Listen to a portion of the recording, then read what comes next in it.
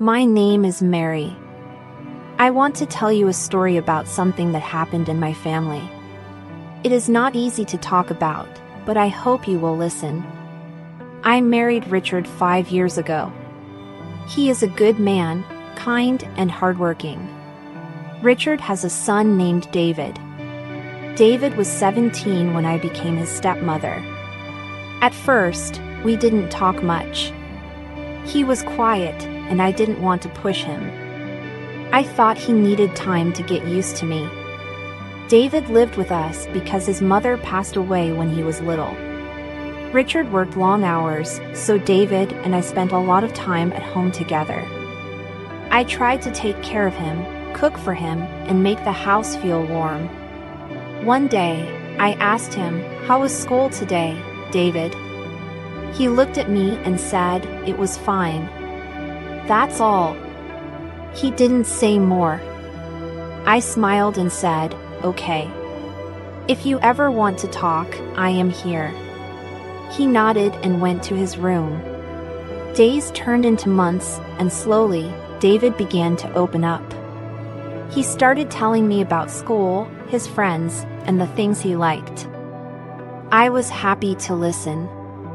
I wanted him to feel like he had someone he could trust. But then, something changed. One evening, we were eating dinner. Richard was away on a work trip.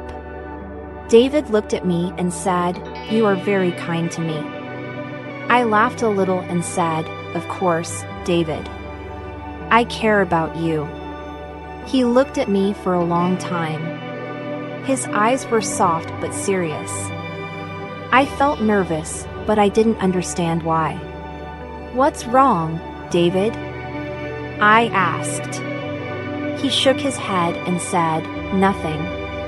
After that night, things felt different. David started spending more time with me. He would sit close when we watched TV or help me with chores around the house. I thought he just wanted to be nice, but sometimes, the way he looked at me made me feel strange. I told myself, it's nothing. He's just a boy. But deep inside, I felt uneasy. One night, Richard was out late. David and I sat in the living room, talking. He told me about his mother. "I miss her so much," he said. "She was the only one who really understood me." I felt sad for him. I reached out and held his hand. "I'm sorry, David," I said.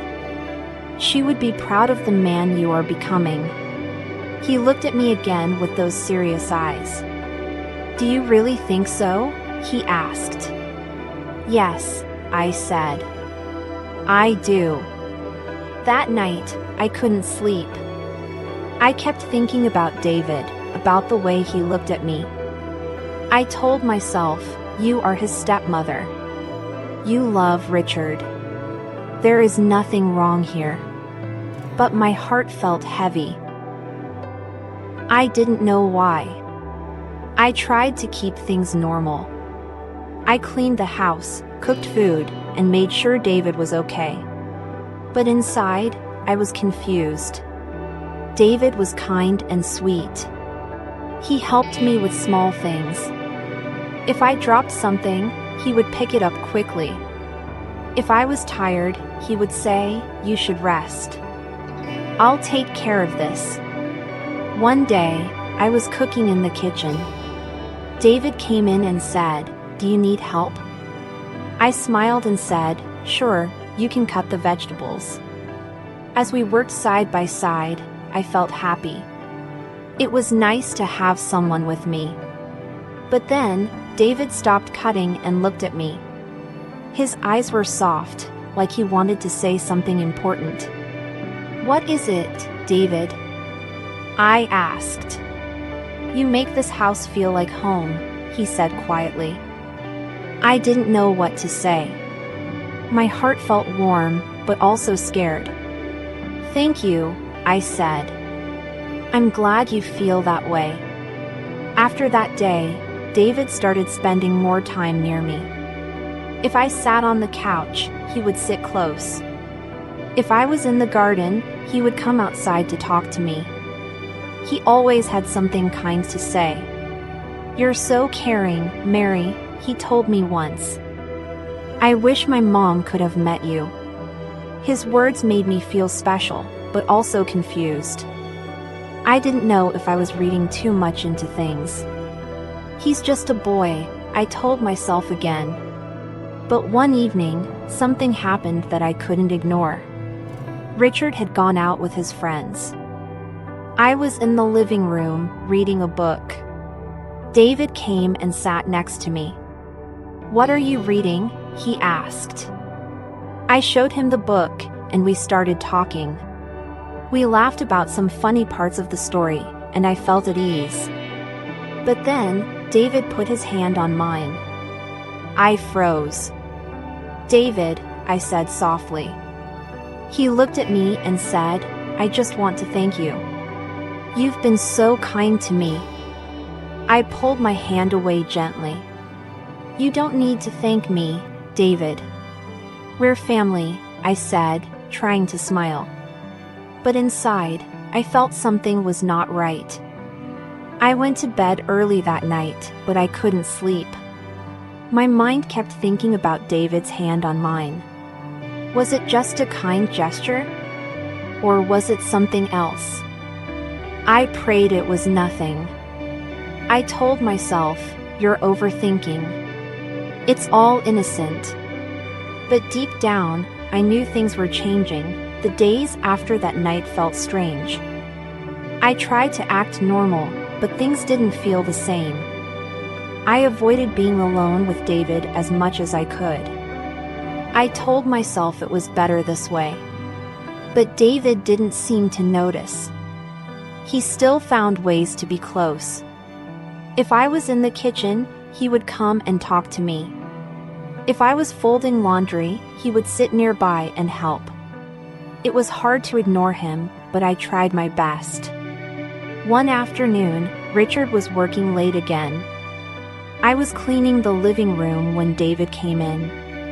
"Do you need help, Mary?" he asked.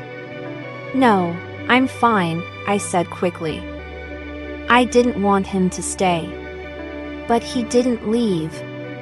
Instead, he sat on the couch and watched me. "You're always so busy," he said. "You never rest." I smiled a little and said, "There's always something to do in the house." He stood up and walked over to me. "You do so much for us," he said. "You make this house feel alive." "Thank you, David," I said, trying to keep my voice steady. Then, he did something I didn't expect. He reached out and touched my shoulder. It wasn't a big gesture, but it made my heart race. "David," I said firmly, stepping back. "What are you doing?" He looked at me, his eyes full of emotion. "I don't know how to say this," he said. "But I care about you more than I should." I froze. My mind was spinning. "David, stop," I said. "You can't talk like that. I'm your stepmother." "I know," he said quickly. "I know it's wrong, but I can't help how I feel." I felt like the air had been knocked out of me. I didn't know what to say. I wanted to run away, to make this stop, but I was too shocked to move. "David, this has to stop," I said finally. "This is not right. I love your father, and I care about you like a son. Nothing more." He nodded, but his face looked hurt. "I'm sorry," he said softly. "I just needed you to know." I walked out of the room and locked myself in my bedroom. My hands were shaking. I couldn't believe what had just happened.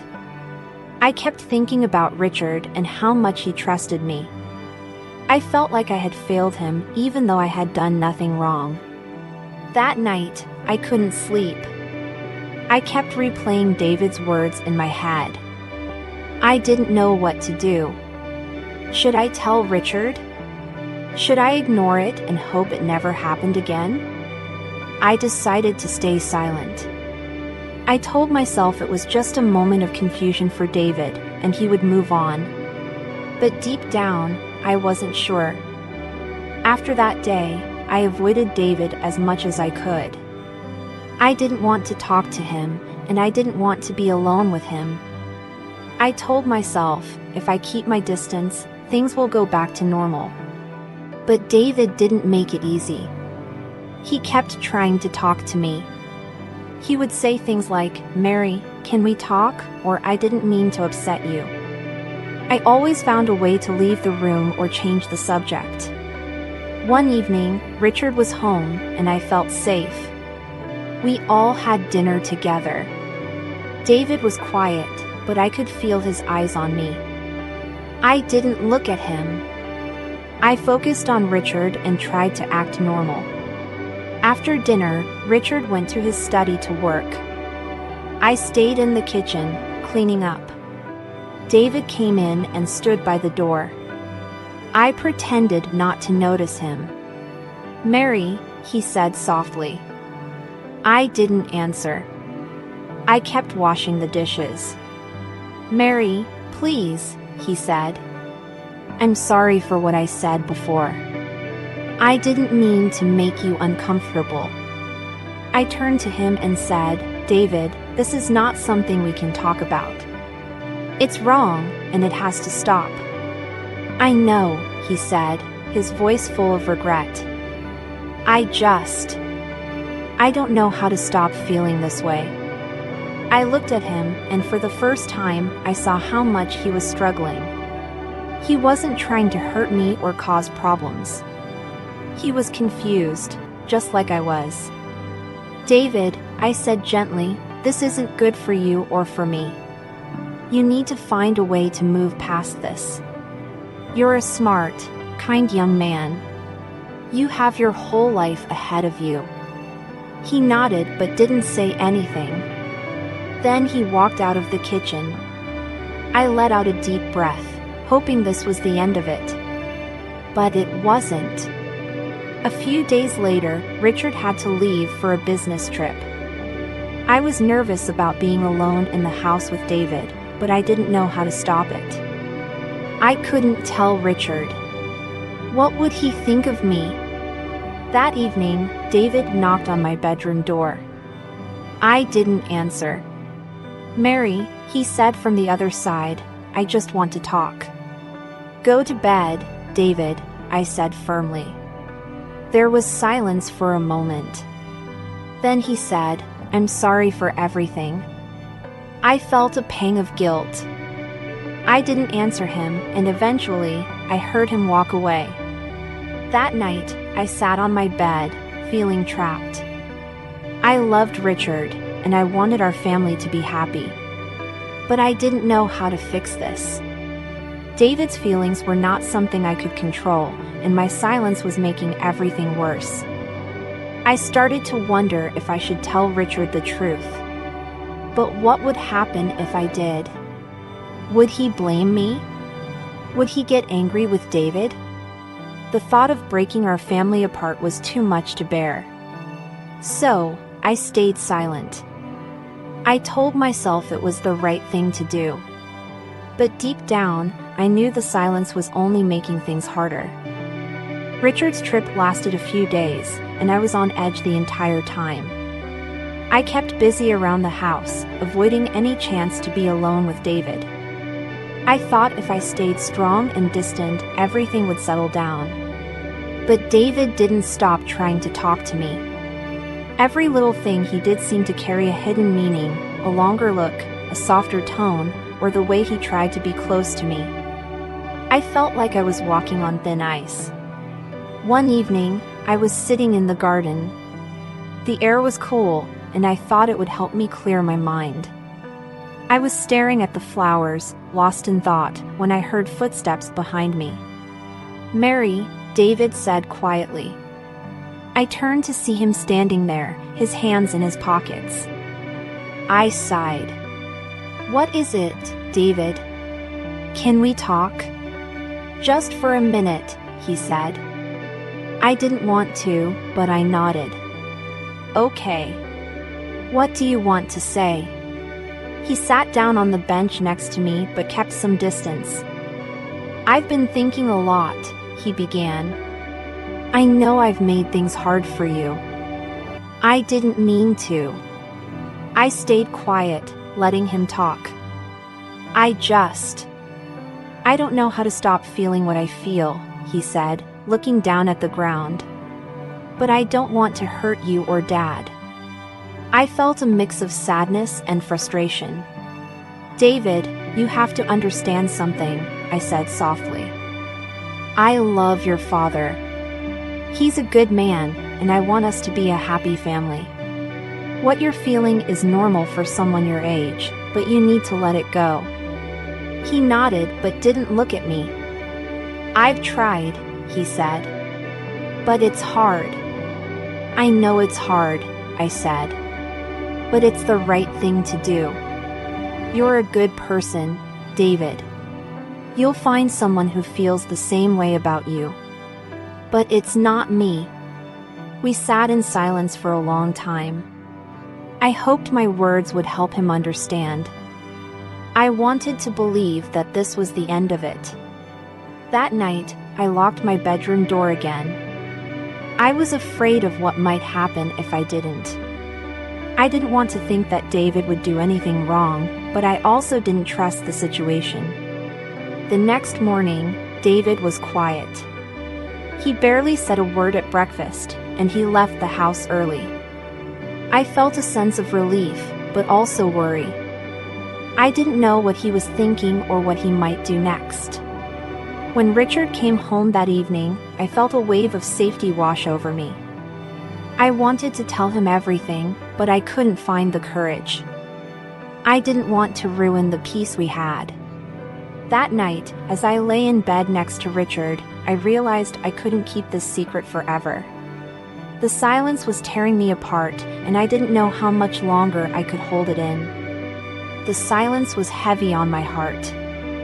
I couldn't sleep that night, even with Richard next to me. I kept thinking about David, about what had happened, and about what might happen next. I knew I couldn't stay quiet anymore. The next morning, I made a decision. After breakfast, I asked Richard if we could talk. It's important, I said. He looked surprised but nodded. We sat in the living room. David had gone out, so it was just the two of us. My hands were shaking, and I could barely look at him. Richard, I began, I need to tell you something. His face grew serious. What is it, Mary? I took a deep breath. It's about David. He leaned forward, his concern clear. What about him? Is he okay? Yes, he's okay, I said quickly. But he's been struggling with something. And it's been hard for me too. I told him everything. I told him how David had been acting differently, how he had said things that made me uncomfortable, and how I had tried to handle it on my own. I didn't blame David, but I didn't hide the truth either. Richard listened without interrupting. His face changed from confusion to anger to sadness. When I finished, he sat back and rubbed his face with his hands. I can't believe this, he said softly. My son, my own son. I'm sorry, I said, tears in my eyes. I didn't know how to tell you. I didn't want to hurt you. Richard looked at me, his eyes filled with pain. You should have told me sooner, Mary. I could have helped. I was scared, I admitted. I didn't want to ruin our family. He nodded slowly. I understand. But we need to fix this. I need to talk to David. When David came home later that day, Richard called him into the living room. I stayed in the kitchen, my heart pounding. I could hear their voices, but I couldn't make out the words. After a long time, Richard came to me. He looked tired but calm. "We talked," he said. "David knows what he did was wrong. He's going to stay with his aunt for a while to give us all some space." I felt a wave of relief but also sadness. "Do you think he'll be okay?" I asked. "He'll need time," Richard said. "But he's young. He'll learn and move on." I nodded, feeling the weight lift off my shoulders. For the first time in weeks, I felt like things might be okay again. That night, as Richard and I sat together, he held my hand. "We'll get through this," he said. "Together." I looked at him and nodded. "Yes, together."